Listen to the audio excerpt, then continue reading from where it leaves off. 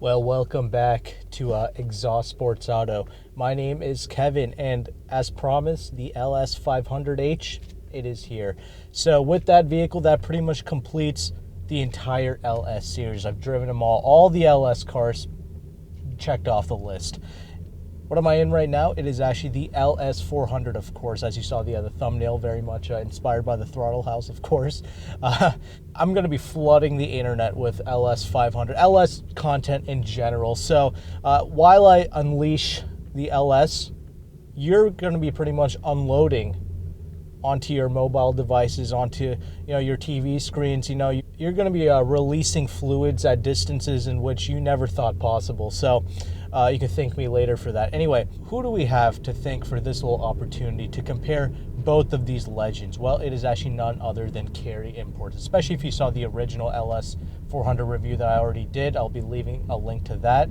Not many of you did watch that, but anyway, I haven't done the full review on the LS500h yet. That will be to come, but since I've already driven the LS400, I'm driving it again right now. It's going to be more of a summarized approach, if you will. So if you want to see more information, watch that video, the original LS400 review. But with this, I just want to compare what 30 years has done to this car, right? To the LS lineup as a whole. I just want to see what is it that we love about the newer Lexus vehicles, and what is it that made this vehicle such a legend? Well, cars of this era, they were built differently, right? It was just a different time for them. And this thing is an absolute tank, but so is the LS500 that I'm in right now. But it's a different type of tank, if you know what I'm saying. Also, they both drive drastically different. I mean, I haven't done the review on the LS500 yet, but obviously I've been driving it around and it feels substantial, but in a different way from this. Everything in this is just more engaged. I mean, it's a little bit more disconnected, but it's engaging in a different way. You know what I'm saying? This has the hydraulic steering rack and all that stuff. It has nowhere near the same amount of electronics and all the little safety things and gadgets and all that stuff.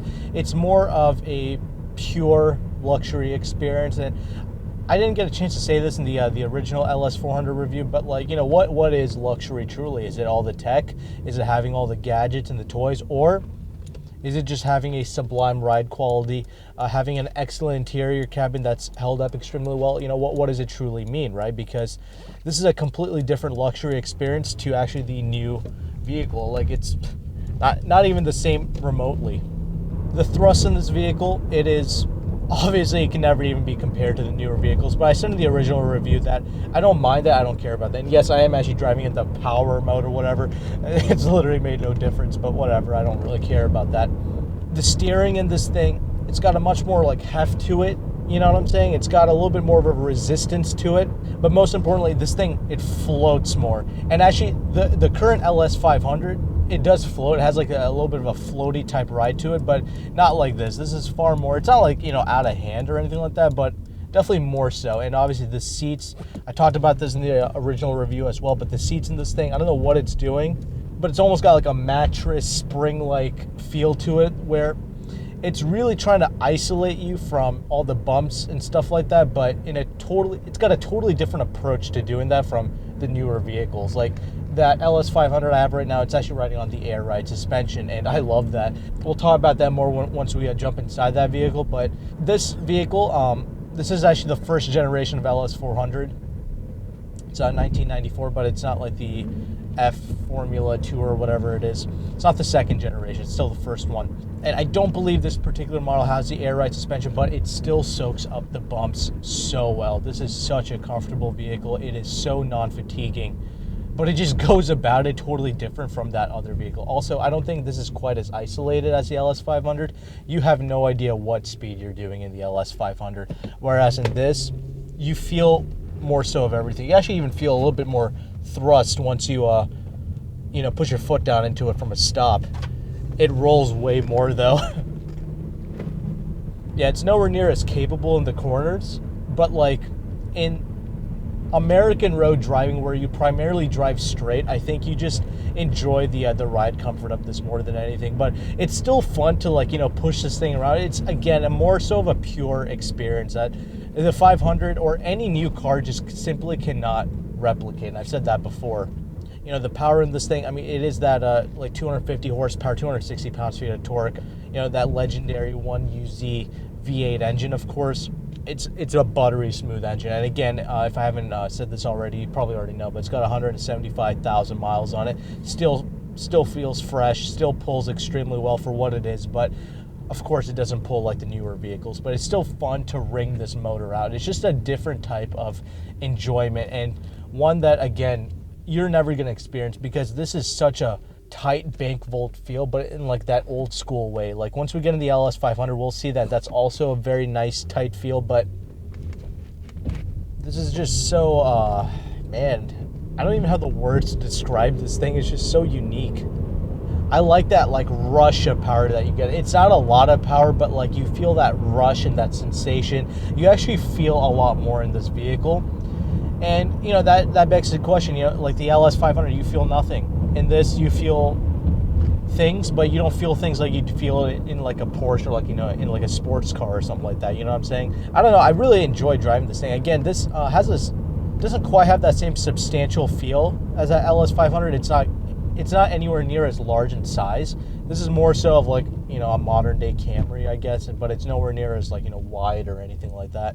You know, I personally love the looks of this thing, but let's be honest, to the outside world, this is just a hoopty. At the end of the day, nobody's going to respect you for driving this thing. Only the car people that know is going to appreciate it. And I guess that's pretty cool. It's like, this is a vehicle I want to have as like, I don't know, it's kind of crazy to say this, but almost like a weekend toy.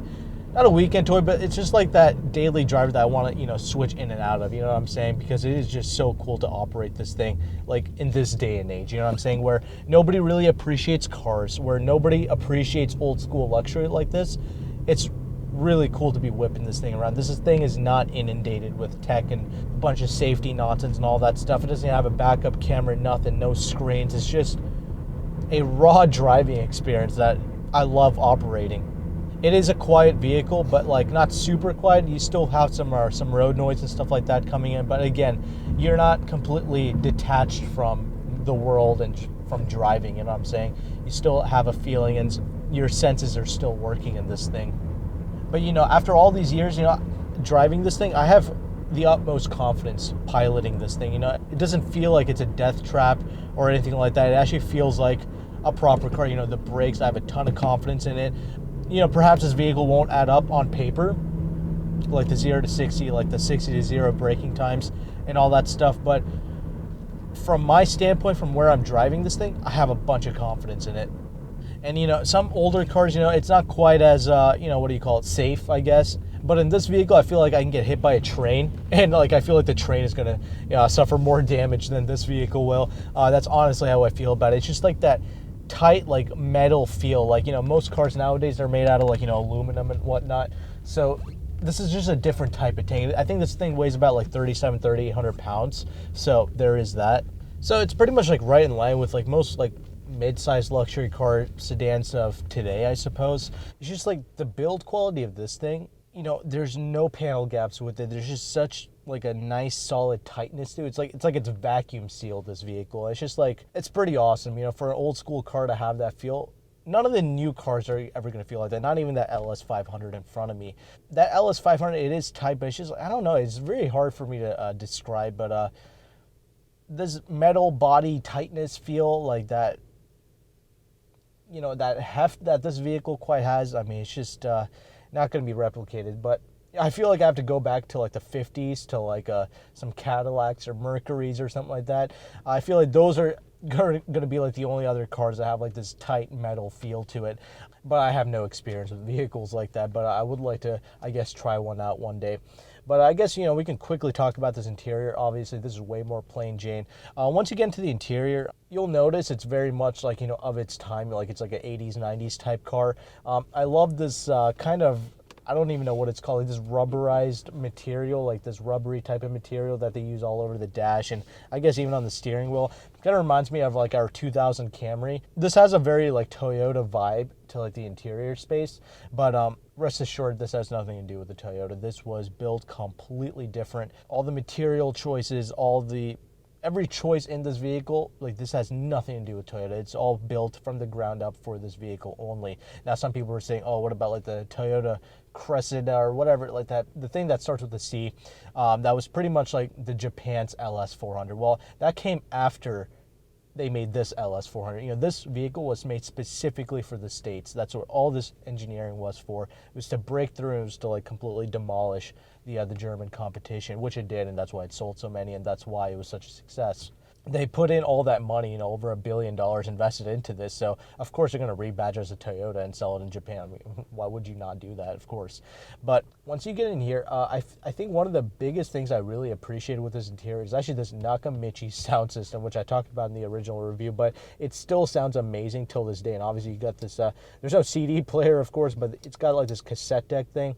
So you can, you know, kind of play some old school cassettes, of course. The only real flaw that I actually found with this interior space is actually this little, like, you know, wood trim piece. It's essentially, well, you know, I just took it off right there. There you go. That's the flaw I found with it. It's just kind of like, you know, glued on, and the glue just kind of wore off over the years. But that is such a quick and easy fix. Otherwise, like, you know, once you like kind of start pressing up on the interior here, like, this is the one and only interior that does not shake, rattle, or do nothing after, dude, all these years, like 30 years later, 175K miles later, this thing does not move an inch. So it's definitely the most solid space. I can fit back there in the back seats. Like, it's not a plethora of space like you're going to see in like the new big body cars like that LS500 over there. The trunk is still a decent size, but it's not quite as, you know, the dimensions just aren't there like it is with the new cars. Like, that thing is like 206 inches long as a whole, 123 inches wheelbase, I think, on the LS500. This is like 196 inches like total, so this is like what, a whole like foot shorter than that car over there. So there is that, and that, you know, you do see that difference here. You do get a sunroof in here. That's about all you get. There's only a sunroof in that LS500 as well. There's no panoramic sunroof in that particular model anyway. So that's pretty much a quick look at the LS400. Now let's go ahead and let's jump into that LS500 now. All right, well, now we just stepped inside of the LS500H. This is what everyone's been waiting for, right? Well, again, like I mentioned, full review is to come. This is going to be more so of a, you know, a little bit of a summary, you know what I'm saying? So immediately, once you step inside of a newer car, there's like this smoothness and this, it's a totally different feel, but it's like a smoothness that an older car won't have, you know? But it's like a digitalized smoothness, you know what I'm saying? Like the steering is electric, so that's why that's so smooth, you know?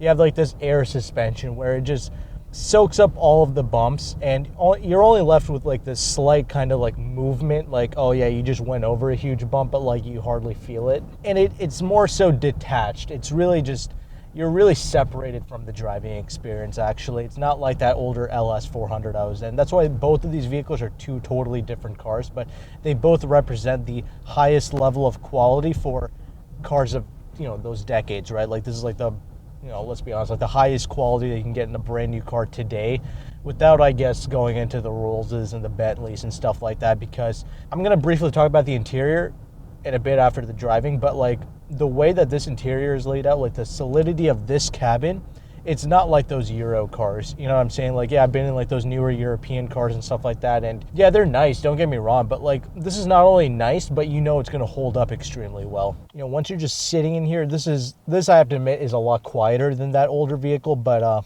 yeah, I think the biggest difference for me is just, dude, like, look at this thing compared to that 400, dude. Look how baller this thing is, dude. I mean, just like, look at this thing. Look at the swagger that this thing emits out on the road here. I mean, it is just so substantial. I mean, that's the biggest difference. I mean, like, dude, that thing is 30 years old now, and it obviously it shows, right? But you look at the headlights of this thing, like those sharp cuts and angles and stuff like that. I mean, this is a brand new car. I mean, the looks of this thing, I mean, you're gonna get way more respect when you pull up in this, of course, right?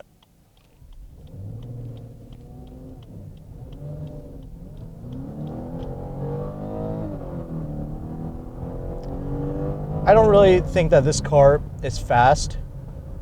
Let me rephrase that. It is fast, actually, but like, you feel no thrust. Like, it doesn't matter if you floor it, and it doesn't matter what mode you have it in. You know, you can have it in Sport Plus and whatnot, and I'm actually currently just in Comfort mode right now, but it doesn't matter what mode you're in. And once you peg it in this thing, it just racks up digits like so quickly. Like, doing 60 in this, I think it's right at like 5.4 seconds.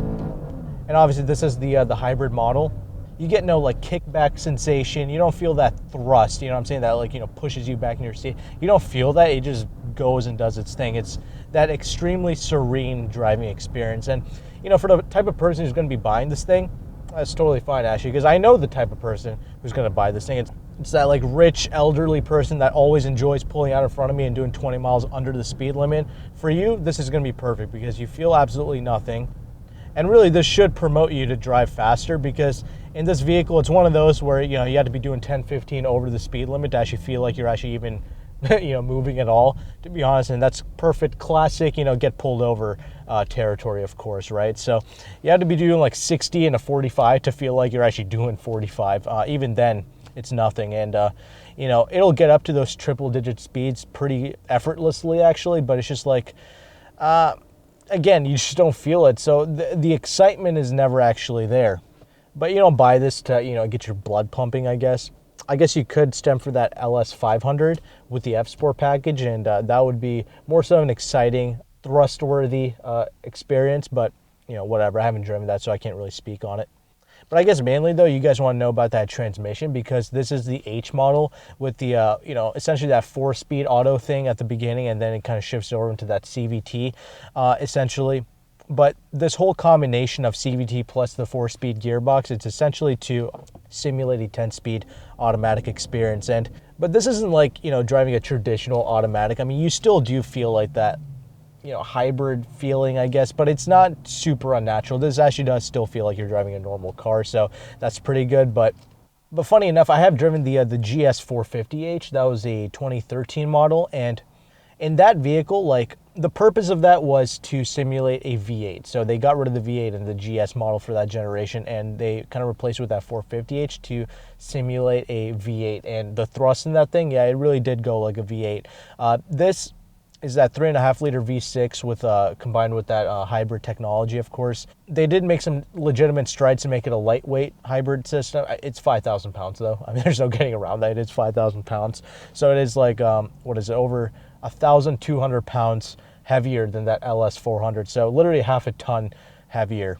But it's still, you know, it does scoot along nicely, though. That's what we're about to demonstrate. Also, it has the all-wheel drive. That's why it's so heavy, or else it would have been 4,800 pounds. But because it's all-wheel drive, because it's so heavy, I mean, it's got like grip for days. I mean, it never chirps its tires, of course. Yeah, I mean, most importantly, though, it is effortless, and that's good. But I was kind of talking about the hybrid and the way Lexus kind of, you know, creates these things. So this kind of replaces the LS600, you know, the outgoing model. And in the LS600, what they were trying to do is, you know, replicate a V12, actually, because Lexus doesn't make a V12. So again, I haven't driven the LS600. I don't know how that feels, what the thrust is in that vehicle, but this, I don't think it's trying to replicate a V12 or a V16 or whatever. I think this is really legitimately made for fuel economy purposes. It's rated at like 25 city, 33 highway, and yeah, that's pretty accurate. That's literally about what I'm getting, and that is amazing for a car like this, of the size, of the stature, of this luxury. That's pretty good, and for the straight line performance, actually. But you know, they tried their best to, you know, eliminate that rubber bandy feel. They haven't gotten rid of it completely, but that is, you know, that was their exact terminology. You know, they try to, you know, eliminate that rubber bandy feel. But, you know, it's fine. I don't really care. In a hybrid vehicle, I can actually forgive some of those strange aspects of a car, because it's all for the sake of, you know, fuel efficiency and all that. Like the GS450 I drove, it was very, you know, much like you were driving a hybrid vehicle, and I didn't mind it. Like the way that like the engine would cut off at a stoplight and all that stuff, I really didn't care in that particular vehicle. Yeah, this is some pretty rough pavement right here, and soaks up the bumps amazingly, and that's really why you buy this thing, honestly. It's so you can have that serene driving experience. That's why you bought the old LS400 too. It's just like, you know, it was made like 30 years ago, that's all. You know, I went over some speed humps in this thing. I've been over some potholes and stuff like that, and dude, this thing, it just takes up those big bumps perfectly. But like I mentioned, though, you still get that you know, that movement, of course. You know, oh, nice little Shelby GT350 in front of me. That's a pretty epic car. Too bad you can't ever use any of that on the street, though. These vehicles, you can use everything, all the luxury that this vehicle has to offer out on the street. That's kind of why I like these big body cars. Anyway, you know, you go over those big bumps and humps and whatnot, and you'll feel that movement, you know what I'm saying? Like, oh yeah, I did go over a big bump, but like it never actually translates into the cabin. It's actually one of the most comfortable vehicles ever. Now, compared to some other LS vehicles, obviously I own the '08 LS460. I did not have air suspension in that vehicle, but my LS460 was like the most comfortable, like non-air suspension vehicle I've ever experienced. Like on regular struts, that was the most comfortable car I have thus far experienced. And this vehicle with the air suspension, yeah, it does do an even better job. I just went over some railroad bumps there. I mean, you wouldn't really know it, but I did. Camera doesn't shake like at all. I mean, this is like the perfect camera car, honestly, if you have a baller budget like that. Steering in this thing, it is pretty precise. I mean, there is obviously no more deadness in the steering, like that on-center deadness with the older LS cars. Yeah, that's non-existent. This is smooth, this is tight. This whole vehicle is very tight, and most importantly, the chassis in this thing is super tight.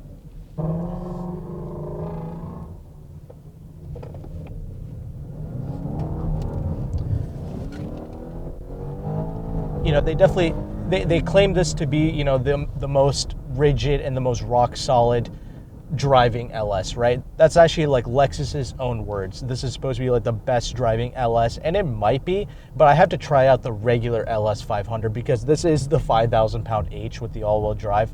I want to try out a rear-wheel drive F-Sport twin turbocharged engine because that thing will weigh like, I don't know, close to 800 pounds less than this. Because I have driven the 2013 LS460 as well, and I really enjoyed the way that thing drove. That car also did not have any on-center deadness with the steering wheel.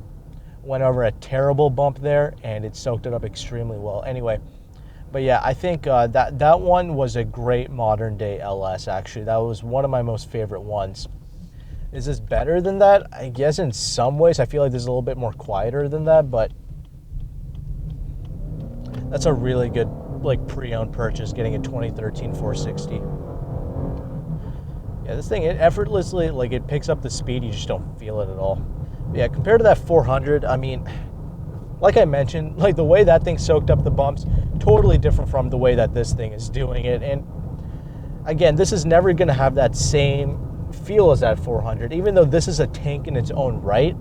It's not quite like that metal, like heavy metal feel, you know, that the 400 has. Obviously, this is a much larger car too, so it can be a bit more difficult to place. I do feel like this is actually the largest feeling LS that I've driven out on the road here, but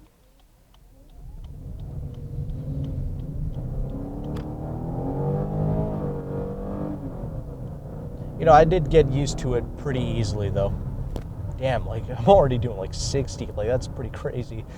Anyway, yeah, I can definitely get away from you, whereas the LS400, that's never going to get away from you. You feel everything in that vehicle. You feel like all the speed and all that stuff. With this, you really don't feel any of the speed. I had a ton of confidence in the braking power of the 400, but this is obviously like a newer car, and the braking is even better in this. But even though this is a hybrid, the braking isn't too ridiculous. Like everything still feels very natural. They did a good job of that. And if you're ever going to buy a hybrid vehicle, like Toyota is the company I trust the most. So I definitely do appreciate that. But yeah, another thing though, this is also like a really long vehicle, you know, like a foot longer than that 400. So, you know, the stability that this car has is also pretty profound. It's not like that older vehicle. They're both absolutely profound in their own ways. It's really quite interesting, to be honest. I never really had, you know, while I was driving this thing, I found myself driving on the same level and pace as the rest of these monkeys out on the road.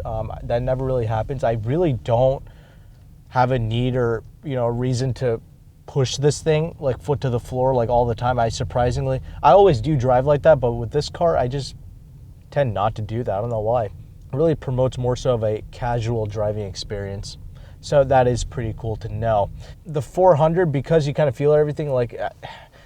You feel like you're Biggie Smalls in that thing. You feel like you're some old school character from, you know, back in the day, and you have like this need, like you're, you know, like you're in the mafia or something, like you want to drive faster. I know it's kind of strange thing to say, but I don't know. As a driving experience, they're both fun in their own ways. I think you already know that. Like I usually always do prefer like the newer cars, but I still want that older vehicle in my garage for when I feel like it. I just want to whip that thing around. I think they have that thing priced at like $4,200.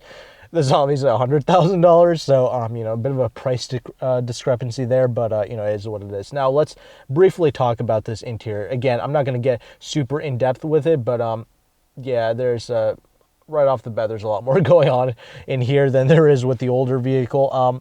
Again, though, I appreciate this for like the craftsmanship and for all the hoops and swoops and stuff like that they've been able to, design in here. But that older car, I like it for that purity, that innocence that vehicle had. You know what I'm saying? Like I also like how plain Jane that vehicle is. There's not a lot going on with it. It's both cars I really want to experience on a day-to-day basis. So there is that. The leather quality, like the wood that's in here, I mean, it's so cool, like the way they've done it. You know what I'm saying? Like to create this wood, they had to put like 3 different woods together to create like this color and grain and all that stuff. You have like this suede material, you have the leather, you have so many different materials and stitchings and metals and switches and woods. Like there's so much, going on with this interior space. And of course, it's far more technologically advanced. It's got every single safety feature known to mankind. It's got this heads-up display. It's got a little bit of a LFA, I guess. People like to mention that all the time, with the dry mode selection. All that good stuff. Speedometer and all that stuff, it's completely digital. I like the way they have the speedometer placed in here. It's like within its own little like leather stitched box. Never seen that design before in my life, but that is just so cool. You have this huge infotainment screen, and I'm not gonna lie, in this vehicle, this is the first time I said this, but I can't really forgive the infotainment in this one. There's actually just so much going on with this particular car that this has gotten a bit annoying to use because some important commands are just buried inside of this screen. Like, if I want to adjust like the seat heaters and all that good stuff, like the heated seat function, it's all buried in here. It's kind of annoying. The climate control is actually separated from the screen, which I love. It shows you the temperature and all that, but this vehicle could still use a few more buttons. I get it. They wanted to clean up the space and all that, but they can definitely add a few more buttons in here. Otherwise, Apple CarPlay, yeah, this vehicle has all that stuff. Mark Levinson sound system, pretty baller. Love the way it sounds.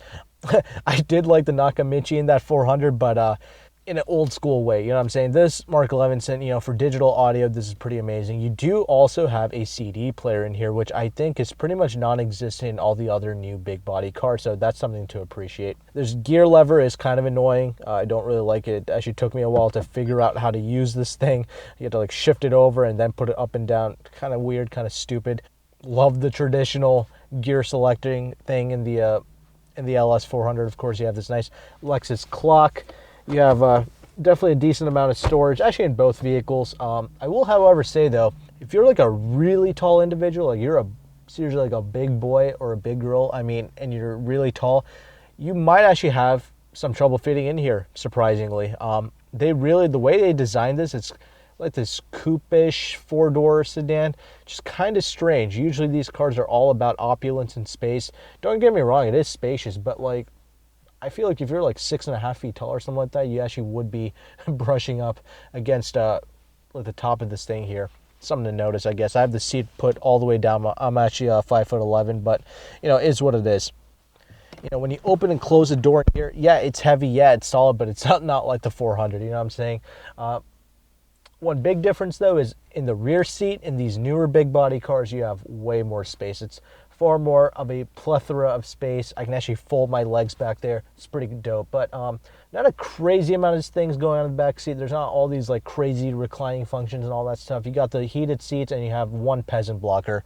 You don't even have the peasant blockers for like the side windows here. It's not like fully loaded up to the brim like that, but it is still $100,000. No refrigerators or anything like that. But like the crazy nice swoops and shapes and all that stuff, like the leather quality, all that stuff still continues back there. Because it's a hybrid, the trunk space is not huge. It's a good size, but it's not like massive. It's actually almost similar to the LS400 actually. But yeah, I love the way they broke up the colors and the textures in this thing. I love the seat design. The comfort of the seats in both cars are amazing, of course. And Lexus leather does genuinely age really well. So this thing with like 50, 60K miles, more or less is still gonna look like this. And that 400 had a few cracks and stuff like that, but I forgive it for that mileage and for being 30 years old. But that is a pretty much like a quick look at both of these vehicles. Again, there's pros and cons to both, but I want both. Honestly, like, I'm greedy like that. I want to have both experiences. But I think you already knew that both of them were going to be two totally different driving experiences, especially since this one's a hybrid too. So there is that. Being a hybrid, they did do a good job of making it feel as natural as possible, you know, simulating those 10 speeds, but it still has that bit of a rubber bandy feel. Both of these cars, though, are worth buying. And this LS500 that I'm in right now is more obtainable than you think. These things lease out for like $700, at least in my local dealership. So for what this is, that's almost like half of what the German big body cars cost. So something to truly take advantage of. I feel like this is actually more obtainable to regular people than you might think. You still need a decent amount of income, because blowing $700 a month every month on a car is still, you know, financially suicidal, depending on who you are. But that one is 4 racks. You can just buy that thing for fun, and you can just enjoy it, right? Just replace it. That thing will run up to 1,000,000 miles to the moon and back, no problem. So if you want to check that vehicle out, it is here at Cary Imports. All their information is going to be down in the description box, like always. So with that, thank you again. Take care and goodbye.